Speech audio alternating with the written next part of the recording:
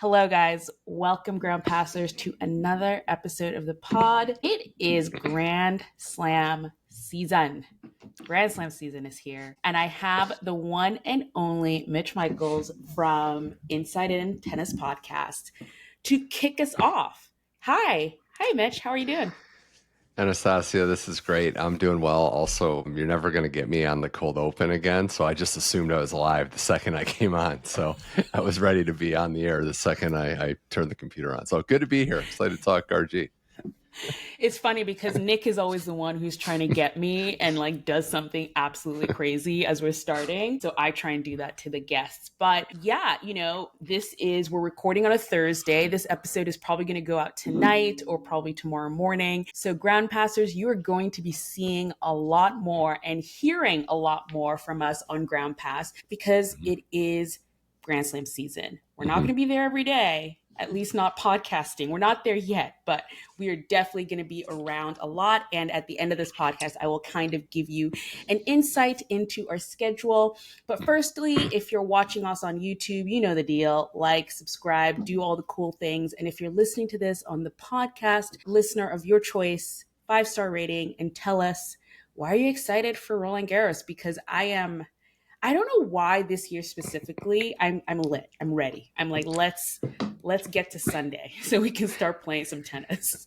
It feels like change is in the air. It might not be. Like it might actually be the exact same thing as last year, but it does feel like there's a possibility for change. And that's probably what excites us because you have some less doubts on the men's side after Rome, but definitely doubts on the women's side. So I think that might be why everyone's antsy heading into Paris this year. Right. I feel like for the first time, I don't know. Like I truly have no idea. And you're right, especially on the women's side, but the men's side as well, I have to say, could throw up some surprises. What we are here for, this is our draw show. I've wanted to do a show like this for a while on Ground Pass. We haven't done it yet, but I kind of want to dive into what the draw is, how it all works, because I think a lot of, especially not new listeners, but new fans of tennis or casual fans of tennis might not actually understand the ins and out of the draw. They just see the table and they're like, oh, it's a draw. But yeah, we're here to talk about the draw, the French Open Roland Garros draw. By the way, Mitch, what do you say? French Open, Roland Garros?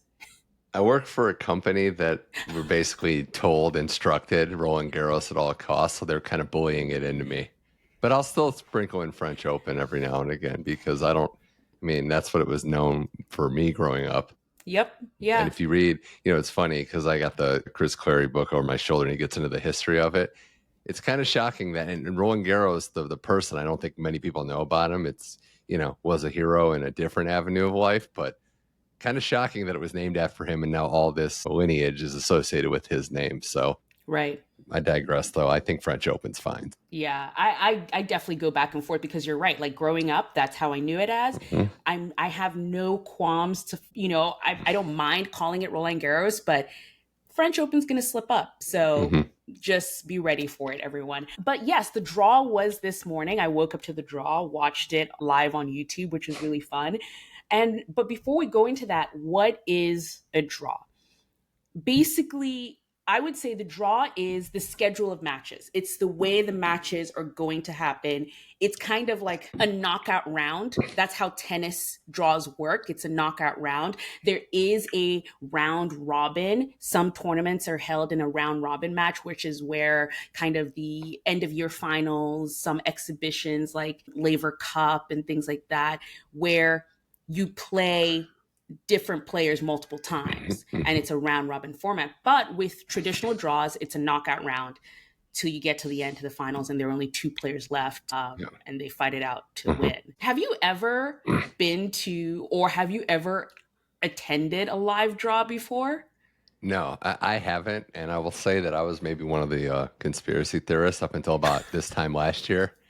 When I thought, wait. What conspiracy theory? What am I missing? That they will home cook a draw or avoid certain things. Although, and I know it's ridiculous. I wasn't fully buying into that. But yeah, last year when Nadal played Zverev, which, by the way, was informative for me, just to kind of concise some thoughts on the draw. The easiest way to explain it is the top 4 seeds have their own section. then it, you put the numbers in 1 to 8, and then we're all the way down to 32. But what I didn't know, and we found out last year, obviously Nadal Zverev is what I'm talking about, round one. But I actually didn't realize, because I've never actually been to a draw ceremony, that they'll place not the seeds first. There's holding places. It's like their own separate thing. So Nadal in that draw was placed in a bad section where they knew at the end it was either going to be Zverev or Alcaraz. So right. I haven't been to a draw. I think it's interesting. I think the players being there is kind of another interesting side to it too, because it seems like they never get bad news in person there. But I don't know. I don't know. You're like, I don't know. Ego was there. We'll come to that for sure. I actually last year went to my very first live draw. I've never been a draw person until I saw it happen live. I was at the Cincinnati Open last year. They do a whole ceremony. Tommy Paul came out. Marcus Giron was there. That's why. And they're like, that's why. They made it fun. But, they're picking out numbers and names. And I thought, this is fun. This is can be a whole activity. And I started really getting into draws and the process and stuff. But you explained it a little bit there. So basically, the players are divided into the seeded players, which at a Grand Slam, there are 32 seeds, and the non-seeded players. And the way it works is the seeded players they try and separate them along the draw. So they're not, so we're not getting Sincaraz first round, No. because then one of them's out of the tournament, and it's not great for the tournament either. And it's also kind of a bummer that that's the first thing, and you still have 2 weeks to go. Yeah. And if you think about it in multiples, going back to, elementary school, you think about what the important seeds are, numbers to get, like 4-5, Fritz at 4 is essentially his own quarter. If you get the 9 seed, for example, you could be in a murderer's row as well. So, and then obviously 32, that last seeded position. It's also interesting too to think about if a player pulls out, or if they're Berrettini isn't playing, and you can go into it too, but there'll be players that move up. Sometimes it happens after a draw. That's the big one. After a draw, there is no substitution. The draw is done. You just put a lucky loser in there. And I bring up the example I can think of is Andy Murray pulled out of the US Open one year as the 2 seed. That entire side of the draw was just barren of seeds. So we don't want them. My advice to players, my pull to players, if you're a top seed, try to pull out before the draw just to help us all out. Just help us all out for sure. And just, because I think when you get those tournaments where it's all of a sudden, it's and sometimes they wait till the day they're playing to pull out. And I'm always you didn't know though, but. I got one for you. And this is another inside one. I'm just guessing. I don't know. But it was a match. I think it was Roland Garros years ago, obviously. Serena Williams, Maria Sharapova. Serena withdrew an hour before the match. And I'm convinced Anastasia, and I know they're on good terms now, but I think she wanted Sharapova to have to do her whole warm-up and go through everything for a match and then be I'm out. Do the whole thing. Yeah. One final thing, because, Wake up early, do the warm-up, eat right, do your meditations, focus. You don't get a night out. You don't get a night out the night before, not on my watch. No. So, yeah. Oh, man. But yeah, so, that's pretty much what the draw is meant to do, is separate the seeds. So like you said, the 4 seeds, they're all separated in their own quarters of the draw. So they're 4 quarters. And then the seeds are just sort of randomly distributed in that. So sometimes you get a top heavy half, sometimes you get a bottom heavy half. And we'll go into that in this draw for sure. Just some terms to just take care of and get rid of, just so that everyone knows what it is. Because we've said some of it, and I don't know if people know, but so they're direct entry is when you get into the draw by your ranking. So you're ranked high enough to get in there and you're all set. It's usually, Mitch, I think it's 105, between 1 and 103, depending on who the draws or not.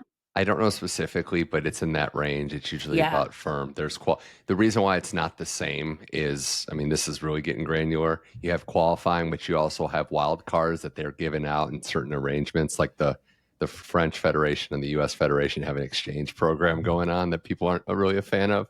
But yeah, there is a direct entry. There's qualifying. There's a few wild card spots, which, by the way, Stan Wawrinka, I know we might be jumping ahead, getting a wild card as a non-French player. That is one of the honors that is not bestowed upon many. He is a former champion, so he gets it in his final one, but it's rare to get a wild card spot if you're not French in this tournament. Right. No, it's very rare. Weird. I was looking at the list and it's just like French. And then, like you said, the US and France, they have like an exchange program is what I call it.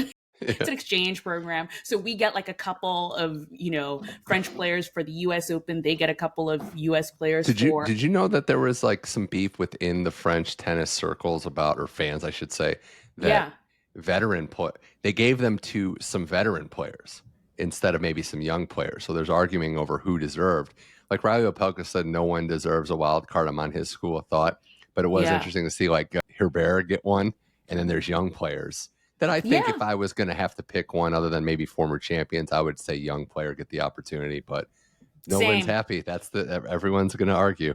And that's the thing about wild cards. It's like no one's happy. You're not going to make anyone happy. So sometimes I just feel like it's just like, just do it. What's going to happen? Everyone's going to be mad.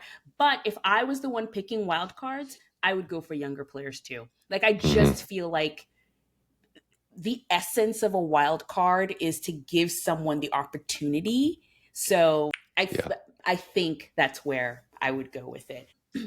So how does the French Open draw work specifically? Now, I said earlier in this that I watched it live. The French Open is one of the draws that you can watch live on YouTube. They stream it live on YouTube. I think it might be on their website too.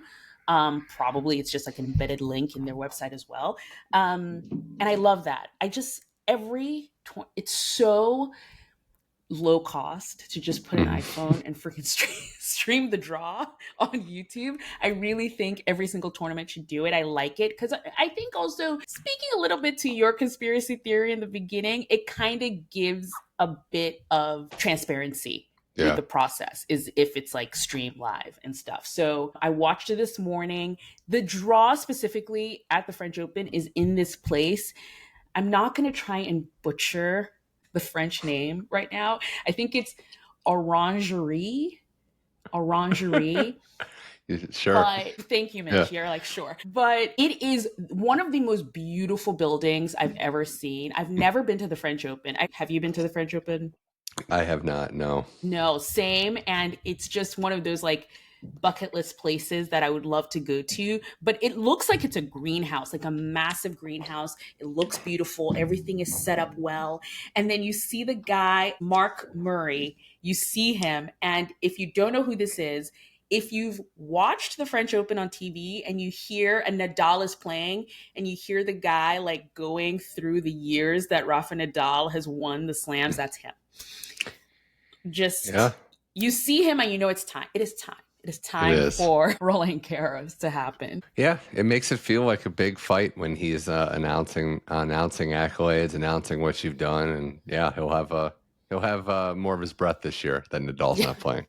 Oh man! Although, I mean, this is a total side tangent, but are you excited for this like opening ceremony thing?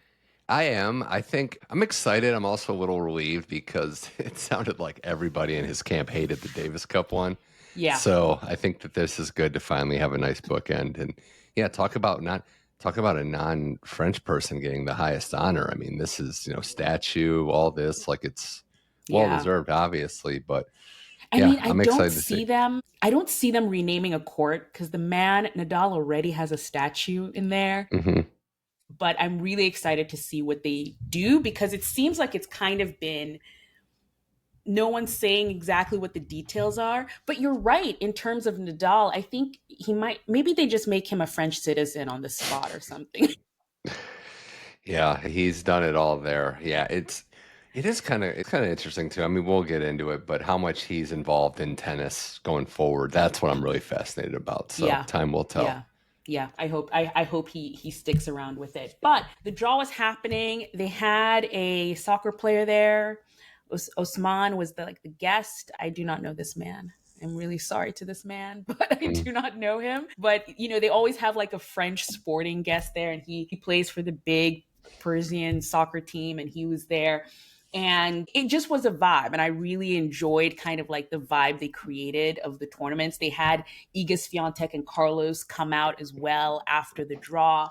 Like it was, everything was nice. Like there was no sort of like the computer didn't work or anything like that. Yeah. Or, I think, was it what? No, it wasn't the French. No, it wasn't Australia. But I think it was a tournament maybe before Australia where Daria Kazatkina was like pulled in the draw, but they put like a Spanish flag next to her name. Do you remember this? No, yeah. So there was nothing like that. Yeah, the budget might be a little higher, I'm guessing, for the Roland Garros draw. I know it's streamed only on like an iPhone, but still, it's pretty good. Yeah, totally. So that's kind of the sort of intro to draws. Now let's go. Let's jump into the meat of the matter and the French Open draw. And let's start with what we know, which I always say we know the first round matches. Like that is a for sure thing. We will talk about projected stuff, which I'll talk about later, but let's talk about first round matches that we're hyped about. And I kind of gave us a budget of 3. Just pick the 3 that you are looking at or whatever. We could go for more if time allows, but I want to start if I can. Yeah. I think I know what you're going to say, but go ahead. Well, the first thing that jumped out to me is Osaka Badosa. Yeah. Like that is the first round match of dreams. Naomi Osaka playing Paula Badosa in the first round of the French Open. It's fascinating in a lot of ways. Also, Badosa looking good. So I have a friend that's like a big UFC, like combat sports fan. And his phrase that he uses that I'm going to steal for tennis is I'm not entirely convinced it's going to happen until they shut the cage door. And I'm worried that I'm just worried. And I know I probably shouldn't be, but good to see Badosa back. She's struggled. Osaka's had some health things too. If they're both playing their best, this is like at minimum a 4th round, if not a quarterfinal level match. Right.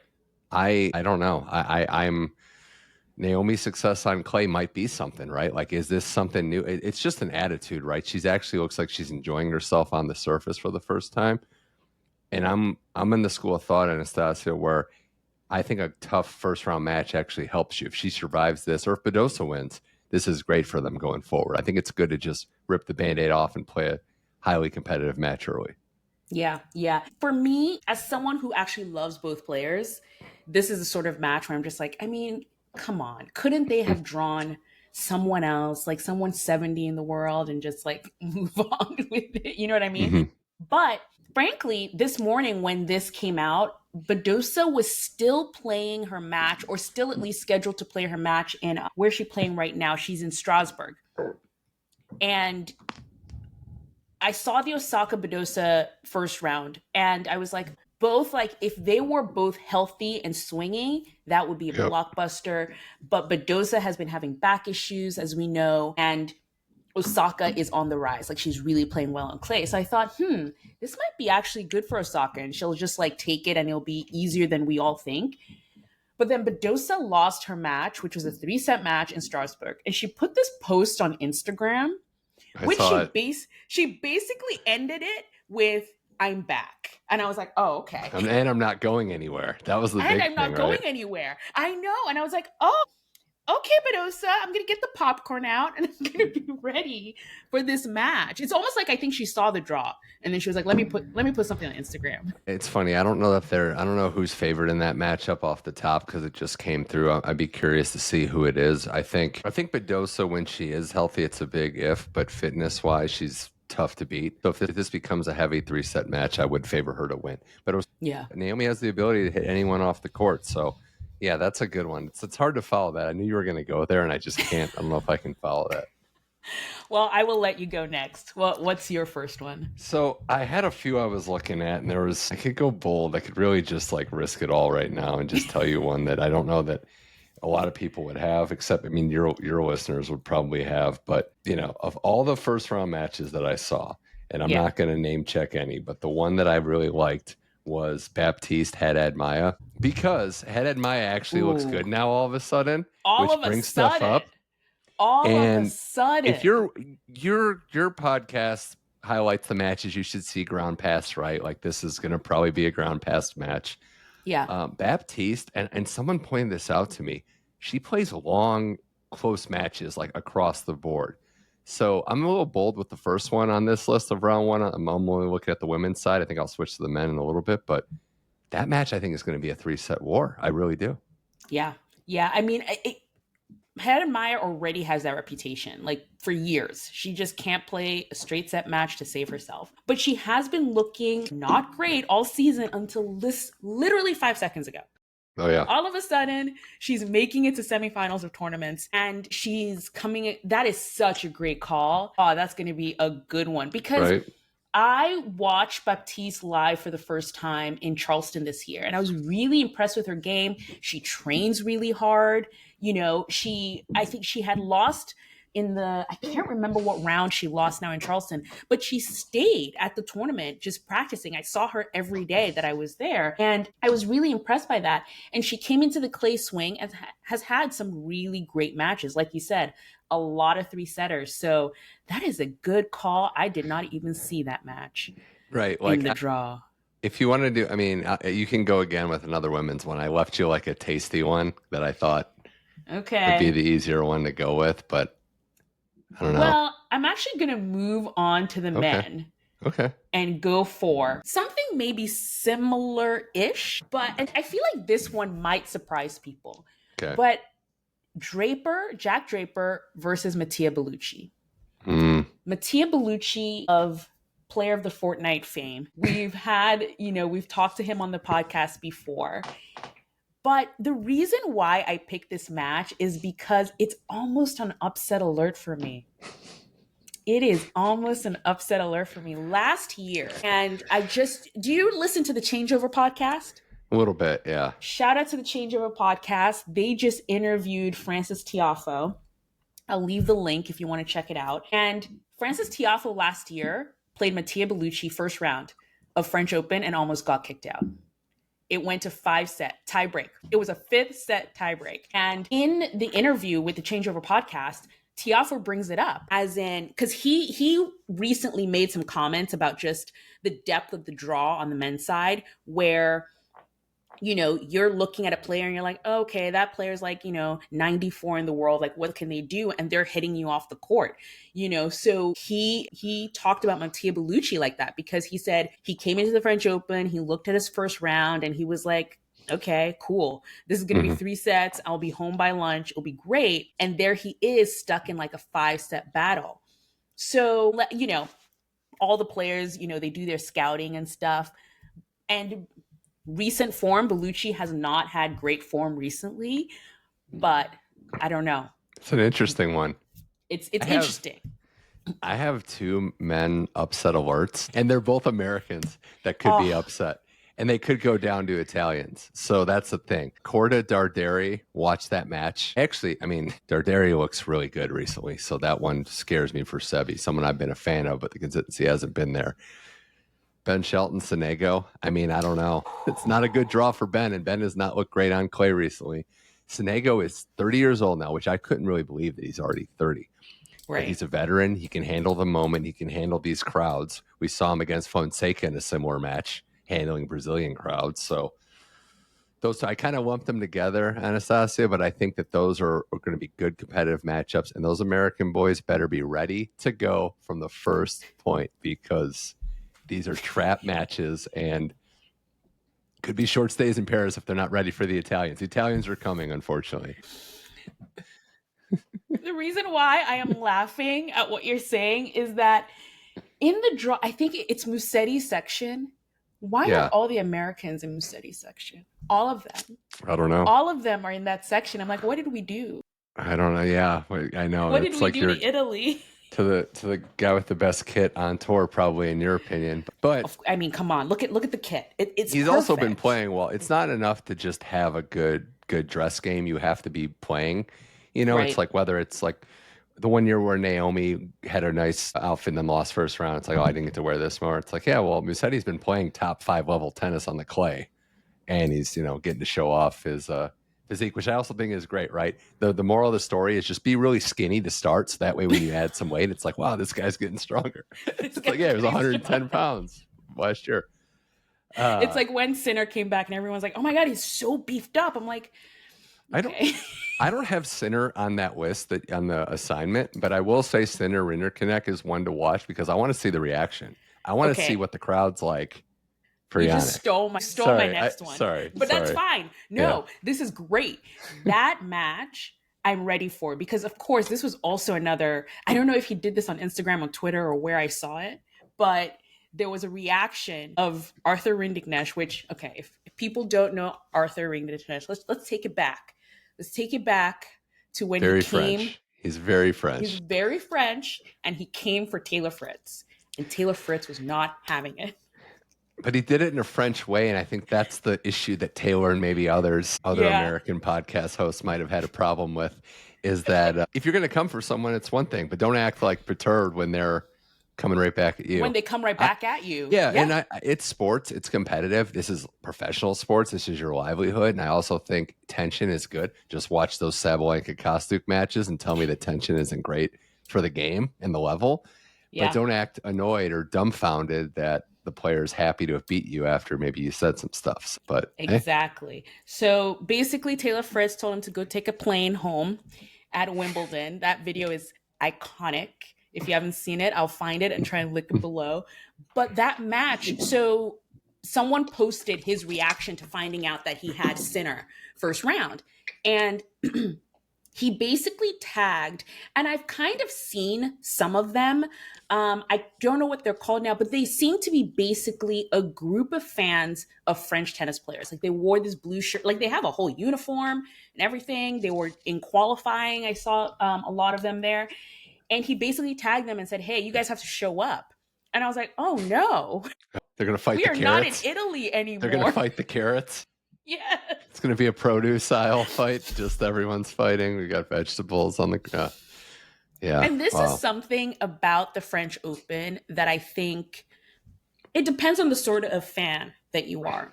Some people are perturbed by it. I, for one, live for it. Because I think... As long as fans are respectful, so they're not calling you names or, being malicious, if they're just being excited for their player and cheering on their player, I love the French Open crowds.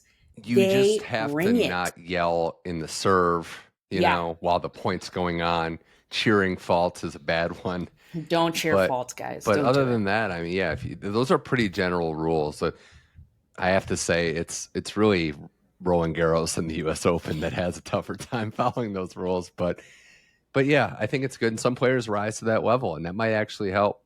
I was hoping that Ben Shelton would get a French player because then he'd be locked in like in the old college days. He kind of seems like one of those players. Francis is kind of like that too, that needs a little edge to get going and, get into it. So that's a good one. I just want to go back to the women for one. The one I don't want to leave the listeners guessing, but Rybakina Bencic, like that. Okay. Go ahead. I want to hear your thoughts on it.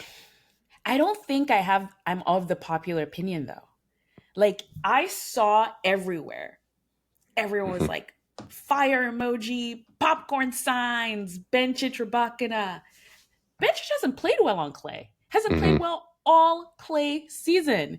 So I'm just like, I think I posted, I was like, if this was on hard court, call me. I'll be there. I'll be the first person at the court waiting. Because this is on clay, and maybe I'm completely wrong, I'm not as excited for it. I'm just not as excited for it because Bencic has not brought it this season on clay. She was out first round in Charleston, came to Europe, hasn't done... She hasn't gone farther than the third round at the French Open, but, so maybe that's what we're kind of saying. She made fourth at Madrid. Yeah, I think she could be a player that jumpstarts here. I think it's more Rybakina. Like, what are we going to get? Are we going to get a contender? Are we going to get somebody that's, this week again, playing a little better? Exactly. I was just going to say, like, kind of similarly to players like Haddad Mayer, all of a sudden this week. And she's had success on clay. Like, she beat Iga when Iga was Iga on clay. So, like, this is somebody that There's a lot going on, obviously, but I want to see the level test too. Because even if Bencic, we're not expecting a deep run, this isn't maybe an opportunity with Rybakina not at full form. So, okay. All right. We're just panning a little bit on that one. All right. Hey. I don't know. I'm not feeling it, and I will be happy to be surprised. But I just feel like this might just be Rybakina's to take. Maybe. Controversial thought, but I think she might just take that one easy. Before we get into sort of like the projected possible matchups, because there's some spicy ones in there, just a few more. What do you think of the Fonseca Hurkacz thing? It's a good one. I kind of thought you'd mention it. I think there was a moment today where Hubie looked a little upset versus Fritz. I think he might have found out what the draw was. Like, it kind of looked like maybe someone told him there. Hubie on clay at majors has not been very good. So this is an opportunity for Fonseca, but he, like a lot of young players, Anastasia, has been hyped up a lot. Maybe it's funny when you get a big win, right? Like the projections just seem like they're moving a little too fast. Yeah. And most tennis people I talk to say this is a 2-3 year plan of like, he's going to take his lumps, he's going to develop. I think he's probably, I would pick him to win this match though. I would lean Fonseca in this match, but I don't know that a deep run's in order given his age and his inexperience. Yeah. I just don't think Hurkacz is 100% healthy yet. He is playing well right now, but I saw his last match in Rome, and that knee, it was not looking great.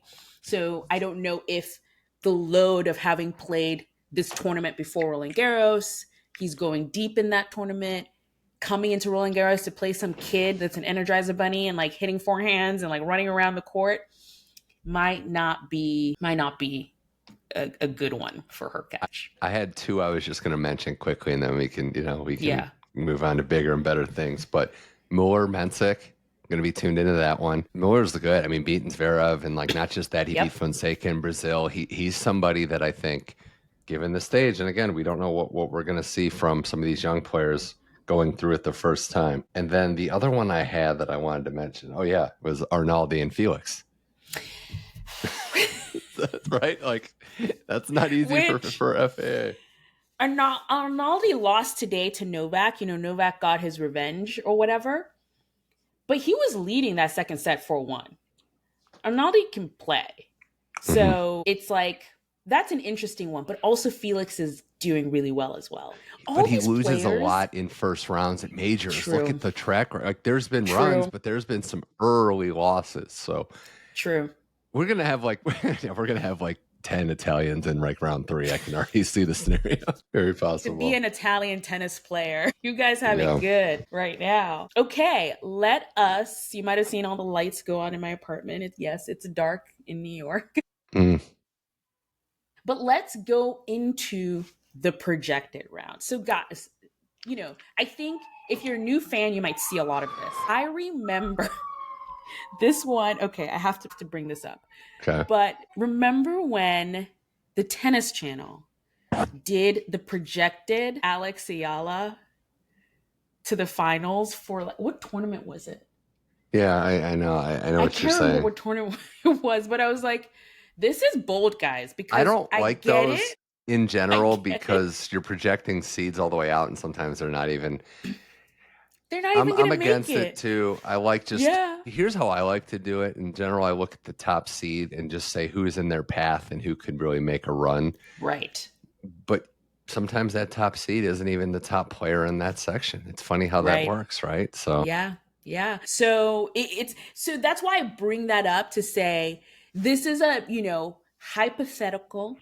Mm-hmm. Things happen in first round matches. People have bad days, and then your projected draw just goes away. So take all of this with a grain of salt. But before we go into specific matchups, I think we just have to talk of Iga Swiatek's complete run to the final. Her run to the final would be if she actually had a reset, was able to get back on track mentally, find comfort in the place that she's won 4 times. And then slowly start to build on it. Rome's not built in a day. She's got to win 7 matches, which she knows how to do better than anyone in this draw. If it's Emma Raducanu in round 2, which it could very well be, I actually think that's a really good stepping stone because Mm-hmm. Emma's going to play the way that has beaten Iga in the past, which is a lot of ball bashing. Emma can do Right. some other things, but I think that's a nice way to get her, as we were talking about earlier, in check. But I told you too before, like, she's she's the 5 seed. That's the biggest thing to tell people out there, right? She doesn't even have her own section, but she's Yeah. in the Paulini, and we love Jazzy on this show. I'm sure she's in the Paulini section. I heard today that there's some trendiness over Maya Joint upsetting Paulini in round 2. That was the one that I heard was like a gamble prediction. I'm not going to say who told me, but Uh, point being, I think Iga actually drew very well for the 5 seed. She doesn't have to play Coco or Sabalenka in the quarters. I think this path, while not the easiest, and I know there's Ostapenko in there floating somewhere, but she's got to get back to basics. She's got to find comfort here and just take it one match at a time. I think she can. I think she has a clear path to get back to the quarterfinals, and then we'll see what happens. yeah. Yeah. No, I love your approach. Your approach is measured, it's thoughtful. I'm just like, Ostapenko, please God, happen. I know. I know. Well, where Please. would that be? That All would I be ask, round. That would round be if Ostapenko gets through Paulini in that section. If it's not joint, I don't think that'll be the upset area. But if it's actually be Ostapenko round 4. I think it yeah, would round be. I 4. think Marta Kostyuk round 3 would be the first one where it's like, Yeah.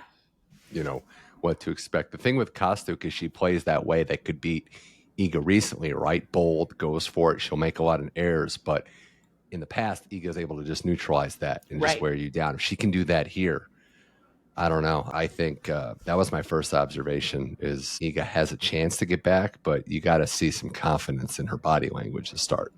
Right. No, you're totally right. Because when I first saw Kostyuk, I was kind of like, well, but Iga beats Kostyuk all the time. But Kostyuk recently, I mean, I've just watched her matches against Arena Sabalenka, and I'm like, wow, like, who is this person? And if she can bring that energy to an Iga match, I think she definitely has a chance there. So, I like your measured take because I can't totally. Yes, she hasn't gotten to a final or won a tournament since last year's French Open, but I don't think we can count her out. It's almost like Right. counting. I mean, I'm sorry, I don't think this is hyperbole, but it's almost like counting out Rafa at this point at Roland Garros. You just don't. You don't. If she turns it on, wins it, it's very Rafa like, where nothing matters until you get here. She's still going to be considered the favorite. This would be the most impressive of her wins because she doesn't have the momentum. But can I say, like, the thing that stood out to me in the women's draw, the first glance, first impression, Yeah. but you got to love it if you're a Coco Gauff fan. I think this is the draw that it's ideal. There's no such thing as a dream draw because there is Yeah. depth on the WTA, but very, very ideal. Avoided a lot of the landmines early and sets up very nicely for her. Yeah. It's what, I do not believe in easy draw. We'll Mm-hmm. get to sort of like Alcaraz later and what his projected second round is, but it's like, I do not believe in easy draws, but you're right. This is the opportunity. This is the opportunity where theoretically you should beat all these players and get yourself to the final. So let's see. Okay. Some potential big ones.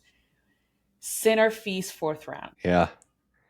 I mean, Yeah, come what's not to on. like about that? Fees has risen to the occasion when he's played some of these players, but I don't think he has met a top. I could be wrong, but this would be best of 5. Well, here's the thing. So Feast has lost first round of the French Open. He's not gone deep at the French Mm-hmm. Open. And I think especially this French Open specifically, he's probably looking to redeem himself a bit. He's been Mm-hmm. playing well, Monaco. Like he's had some really great Yeah. runs this clay season. He should get to that fourth round match. He really should. And as long as Rinderknecht doesn't spoil the Sinner party, that should be a fun fourth round. That's a very fun 4th round. So is, selfishly, we've said his name once, but I want, for all the chaos, I want Musetti and Holger round 4. Under the lights, parents screaming, just let's go. That's what I want. I want just shorts hiked up, sleeveless shirts on, let's go. I'm sorry, guys, but how can you not love tennis and the characters? Right? That's what we want. And both exciting styles of play, too. There's so much Yeah. made about what's exciting and what's not. Holger's such an enigma in a lot of ways because he'll make a deep run. He'll beat a top player. He'll get bounced early. He'll tweet about how sick he is online and all the stuff he's got going wrong. But it's why we watch. It's entertaining. And I think that could be a great match in No, round that could 4. be an awesome match. Now that I'm thinking about it, actually, I watched them play before Musetti was a top 10 player at Indian Wells, like 2 years ago now. Mm-hmm. And that would be a really, really interesting matchup for sure. The other one there is, sorry, I was just saying the other one there is Casper and Tommy could be a 4th round matchup. Ooh, I didn't even see that one. Oh, Casper. Tommy's got a nice opportunity to make a run here, and they've played before, and it's been heated in majors, literally heated. You might have been at that U.S. Open where Tommy almost like passed out in the 5th set. Yeah. Could barely walk to the net. Yep. I think that's a very interesting one. Casper, who usually plays the week before Roland Garros, did not this year. So it will be interesting to see how he's doing. I think now that Tommy has his car back, he's fine, or his truck, So who knows? That could be a really fun one. The one that jumped out at me that I was kind of like, be for real, how is this a 4th round match? Is Medvedev Djokovic, possible 4th round. Yeah, that's... How many times has that been a final at the U.S. Open? So you're just, yeah. We're assuming that both get there, huh? Okay, tell me more, Mitch. Tell me more. I think Djokovic is going to get there. The draw's nice, it would, Mackey, it's a tough break for Mackey. Now he'll have played Djokovic and Nadal in the first round at Roland Garros. So fun fact there. And then Shapovalov, I think Djokovic will be able to handle him. But Medvedev on clay, and I know he's more positive. He says he likes it. He has, potential. Is he going to just waltz right through? I don't know. You go on bare on clay in the French side of it, could be a tough challenge. There's also maybe some plots that he could. Even Cam Norrie round 1, we didn't say that match, but right. I don't know if you can really fully count on Medvedev on clay. So look, you're right. And these days in general, it's tough to count on Medvedev. If you're listening to this and haven't either listened or watched the latest episode of Match Stories, I talked about this concept that I've had for a while called the Lost Boys, and I'll link it below. But the generation of players born in the 90s, Tsitsipas, Zverev, and Medvedev, it's like they're having a tough time at the moment. And it's funny that I'm looking at that match and being like, ooh, 4th round. And I remember at the Australian Open, Medvedev was in a battle with, was it a qualifier from New Zealand? I can't even remember who that player was. And you're just like, wait, what? It's Daniil Medvedev. He was supposed to win 4 Grand Slams. What happened? I have a question for you. Do you know the answer to this? How many males in the 90s have won Grand Slams? How many total? How many total? Medvedev and Dominic Thiem. That's it. So Generation that's it. We've already got Alcaraz and Sinner have already combined for 7. So those 2 in the 90s. So you got 7. I'm going to go on a limb and say and counting. Yeah. For those 2. Yeah. It's tough going for those 90s kids. But let's see. I mean, I would love to see it. I think Medvedev has, some unfinished business because that final where Djokovic won his 24th Grand Slam, I think Medi did not really show up, and he might have unfinished business there. But you're right. Will they get there? Who knows? We've already talked about Kostic, Swiatek. Any other kind of projections jump out at you?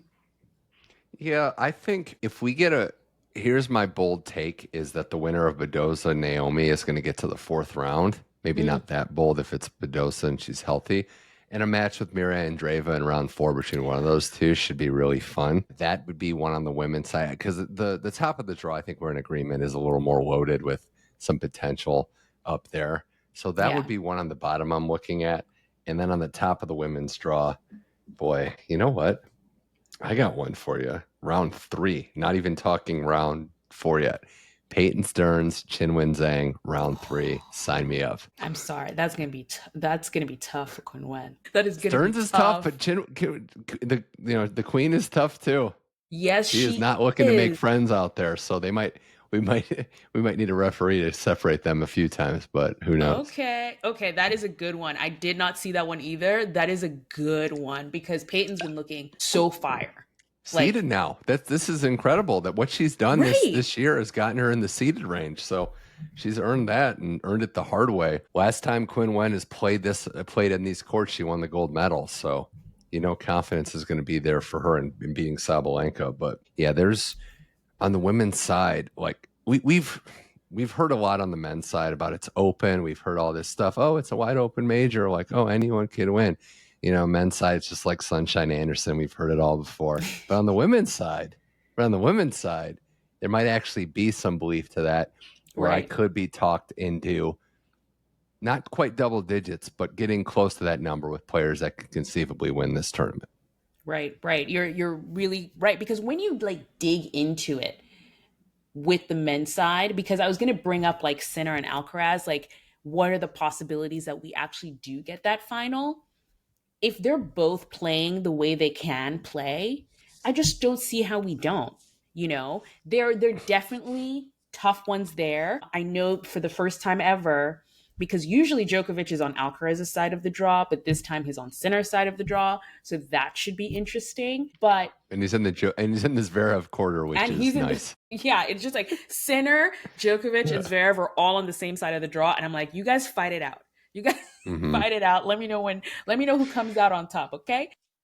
I would be shocked if Alcaraz isn't at least in the final, given what you just said. So that would shock me. I think his path to the final is never looked clear. And what we had doubts about health, Barcelona injury, doesn't seem to be battling anything. No, he doesn't seem to be battling anything right now. The one thing I would say is probably the hiccup in his draw is Fabian Marozsan in the second round. I think Fabian Marozsan is someone that is very easy to underestimate. I think we all did when he first beat Alcaraz at that Rome tournament. What was that, 3 years ago now?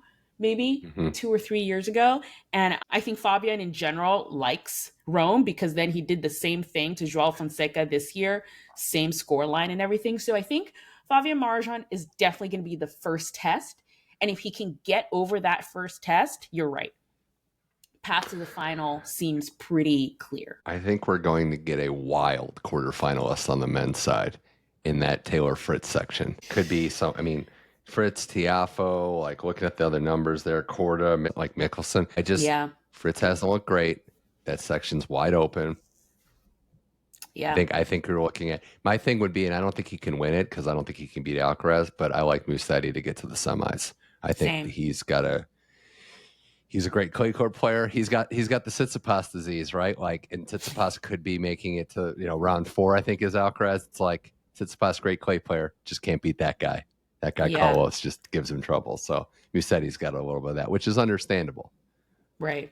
No, but I'm sure Musetti would want a redo of that match that happened at Rome for sure as well. But you're right. It kind of seems like we will, or probably, hopefully, maybe we'll get a Alcaraz. I see the vision there. But on the women's side, and it's not almost also just anyone. There's some great players. I can list at least 5 that I would if they got to the final, I would be yep, sign me up. We can't end without me mentioning this too, because Sabalenka has been the model of consistency. She's possessed to win Roland Garros. I think losing Italian Open was just fine at the end of the day to kind of get back to, rest up for the big goal, which is that first French Open title. But round 4 would be Amanda Anisimova if the seeds hold, and that is a player that has given her a tough time. She's a semifinalist at this very tournament. That could be intriguing. I just think if you're looking at history and you want to play the odds and looking at what's been there, there's been no more consistent player on the women's side by far, major in, major out, than Sabalenka to get quarterfinal, semifinal on. So that'd be where I would start. She's one of this sort of I think if anyone wants to look at what perseverance and hard work can do, look at Sabalenka, because If you had told us back in the day when she's doing like 17 double faults in a match and she can't like serve out and she's underarm serving and all that stuff, no one, I think at that moment would be like, yeah, and then she would be number one, far and away the number one. Like, to catch her right now, you have to win 2 Grand Slams. So she just looks so steady and sure that I think she's going to be a tough out. But you're right. Amanda Anisimova, I talked to her as well at Charleston, and she said it right there. She's like, I want to be top 10. And, you know, if you want to be top 10, you got to beat Arina Sabalenka to get yourself there. I love it. I think it's going to be good. I think we're going to see every major is great because we're going to see someone that starts out on the ground, passes on the outer courts, that makes it deep for the first time, fourth round, quarterfinal, semifinal. Women's side has like a pretty high percentage of unseeded players making quarterfinal or semifinal. So someone's probably going to do it again. Yeah, no, I'm excited for that for sure. And, you know, I think what I always say with draw shows and things like that, everyone take it with a grain of salt.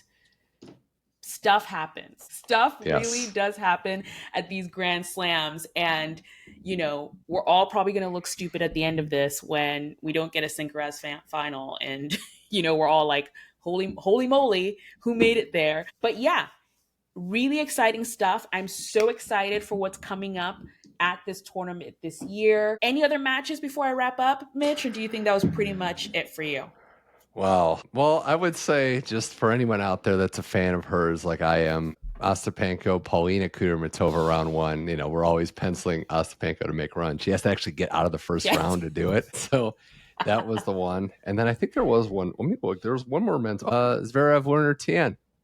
Can Lerner beat him again and maybe beat him in the first round? That would be the low point of where Zverev's at. So, yeah. That would be rough. But on clay, I don't think that matchup is the same for sure. Do you think Monfils can give Jack Draper a match in round 2? It's hard because I was thinking back, but when was the last tournament Monfils played? Was it Madrid? Yeah, he hasn't been doing really well since Miami. Yeah. Clay season hasn't been good for him. But hasn't been great. The crowd loves him. I mean, he's going to get the hero's welcome. We saw it in that match against Baez years ago.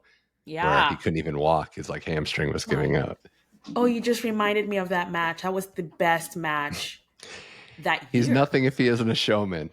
That was the best match that year. Guys, if you do nothing, if you want to just go watch replay, Sebastian Baez, Gael Monfils first round. What was that, 2 years ago? Maybe 2 or 3. I can't remember. It all blends together. But there's some opportunities. This tournament's going to be great. I will always put Roland Garros near the top of, you know, obviously slams, but any tournament. But the best thing about it is we're hitting the golden stretch, the peak of the tennis season, right? Roland Garros through Wimbledon. We got 2 majors within less than 2 months are going to be completed. So I'm ready to swim through the channel. Like, isn't that what it's called? The channel. So I'm ready to start swimming. It is going to be a busy, busy time. So again, thank you guys for listening. This Grand Slam, there'll be more podcasts. We're going to try and come to you after every single round. Hold us to it. If you don't hear from us, like, bother us and we'll come to you after every single round. We're going to have the daily catch-ups. They'll be a little different than Australia because of the time zones. Like, matches are probably going to be ending later, so maybe it'll be an afternoon tea catch up. You know, we'll see how it goes there. We're on Substack. We're going to be on social media, Instagram, Threads, everything. Wherever you need us, we will be there giving you all the stories coming out of Roland Garros. So again, if you're watching this on YouTube, please like and subscribe. And if you're listening to this on the podcast listener of your choice, give us a 5-star rating. And my question for the end, so if you listened all the way to the end, what first round match are you excited for? Like, let me know in the comments. That way I know you listened all the way to the end. And we will see you actually on Sunday after the first day of Roland Garros. Bye, guys.